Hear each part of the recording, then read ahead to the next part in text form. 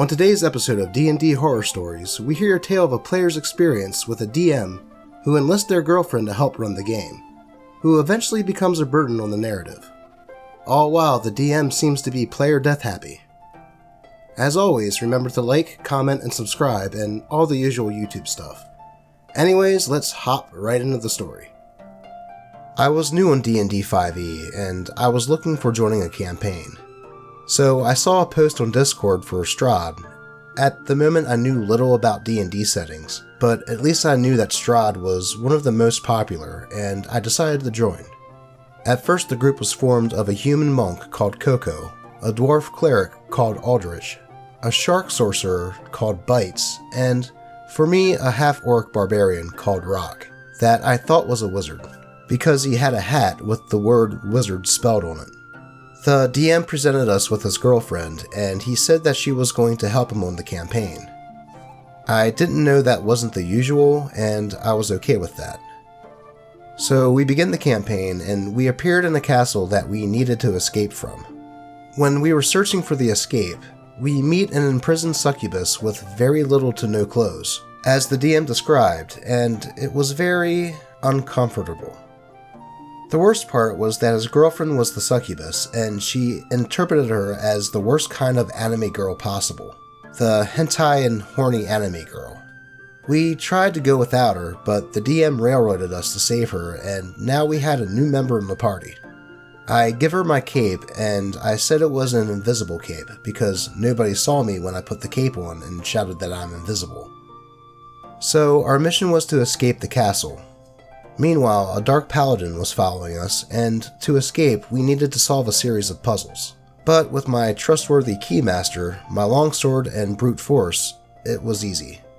When we finally made it to the last room, the girlfriend began to yell and the dark paladin appeared out of nowhere. So, a group of level 1s need to fight the paladin. Moreover, the DM tells us that if half the party dies, it's an automatic TPK for the rest. With that in mind, and a lot of luck that appeared bullshit for our part, we finally killed the paladin and took his sword. But of course it was cursed. That was the end of the session, but later on the DM talked with me in private and said that he didn't know how, but her girlfriend liked my attitude, and that was strange because she didn't like people. I didn't know how to respond to that, so I just replied whatever was on my mind and hoped that next session would be better. But of course, they were way worse. The first session, as I commented before, wasn't so bad. Before we began the second session, the DM told us that he had a channel on the server for detailing how the players had died before. In his words, of all the groups that came before, there wasn't anyone that won the campaign. But he congratulated us because he thought that we would die on the first session. This was a little weird, but I thought that if Strahd was so hard, maybe this was the usual. So we decided to continue. I didn't talk much about my companions, but to summarize, Coco the monk was brash and funny. Aldrich the cleric was the kind of guy that was a pleasure to talk to. Bites the sorcerer was a shy guy with stuttering, and the protagonist for this part. And Rock the barbarian orc was a little clueless. On the second session, we began flying away from the castle, and, with no other option, we ended on the death house. On this session, of course, the DM's girlfriend was present, and we discovered something. She was in charge of the traps and enemies that appeared. At first there were a few traps for everyone, but later on all the traps and curses were focused on Bites. It was blatantly obvious that the girlfriend hated Bites for whatever reason and even shouted at one point, quote, "Why is he not dying?" end quote, and making tantrums for that. At one point when the first combat ended without any deaths, she yelled at her boyfriend demanding explanations for the reasons no one died. At that moment, the DM made us pause for around 30 minutes to discuss with her girlfriend about the next series of combat. So we restarted the session and we encounter a gothic anime vampire girl that mocks us, cursed all of us, and then teleported us because of reasons. The next thing we know is that we are in the basement being attacked with a surprise of ghouls. We were level 2 and without resources because we exhausted them within the session. So Coco the monk died, devoured by them, and the rest were close to a TPK. But the rolls were on our side. After that death, and with the rest of the group within an inch of life, both of them began to laugh, and the DM said that he was laughing that at least they had a death to add to the list. It was shocking to hear that, and I began to feel that I needed to win this campaign, if only to shut their mouths. So before we fly away from the house, with a very high roll of investigation, for whatever reason I found potatoes, and as a very hungry orc, I took them. With that, we ended the session, and we leveled to level 3. I was excited to choose my subclass, and I proposed to the DM to get the Wild Soul subclass, but both of them said that they didn't like to roll on random tables, so it was betted. Then I proposed the Totem subclass, but they betted that because they said it was overpowered. So my only option, with their approval, was the Ancient Guardian subclass.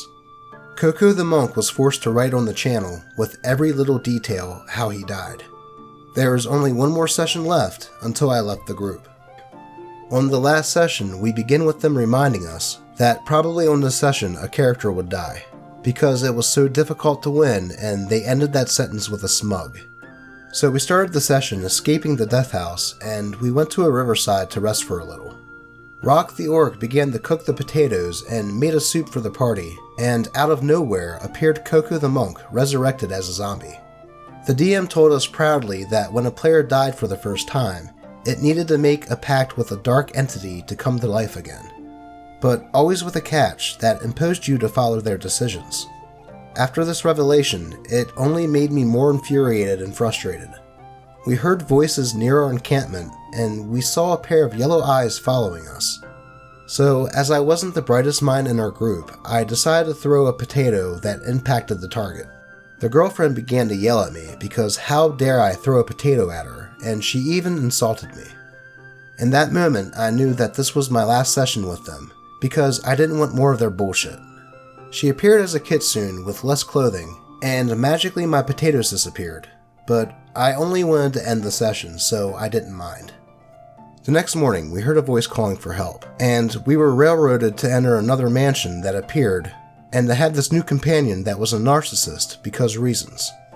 The mansion had Japanese decorations, and we decided to investigate. Aldrich rolled a natural 20 to identify the room and some corpses that were near. Meanwhile, Bites investigated a series of orbs and rolled a 21. The DM said that they didn't find anything, but when we were going to leave the room, we began to hear boss music, and all of them, with some more that appeared magically, began to rise and the battle began. We were outnumbered, and we decided that Aldrich and Rock would gain time, so Coco and Bites would escape. We proceeded with the plan. Rock and Aldrich tried their best, but it was a futile battle and Aldrich died. Rock was making his best, but when Coco and Bites were just at the exit, the DM told us that they wouldn't escape, and if half the party died, it was an automatic TPK. I don't know how I didn't yell or say anything, but my fury and impatience was so high that I was strangely calm. The DM yells at us and asked why we didn't take the orbs and throw it at the zombies, because apparently it was so obvious. So the girlfriend that, until that moment, didn't do anything to help us, decided to take one and threatened to throw one in my direction to kill me. At first I thought I didn't hear well, but when I saw that she was serious, I had a stroke of genius and remembered that as a half-orc, I had an ability that would make me wake up with 1 HP. So I told her I hadn't any problem and I was waiting at any moment with a smile on my face. She told me that it wasn't funny, and she didn't like it that I wasn't begging for help. At the end, when she saw it didn't matter to me, she threw the orb to the zombies and the combat finished. The rest of the party decided to investigate the rest of the mansion and found a scroll of resurrection and a diamond. The DM told us that we needed the diamond for using the scroll, and of course the girlfriend stole the diamond from us, because it was shiny.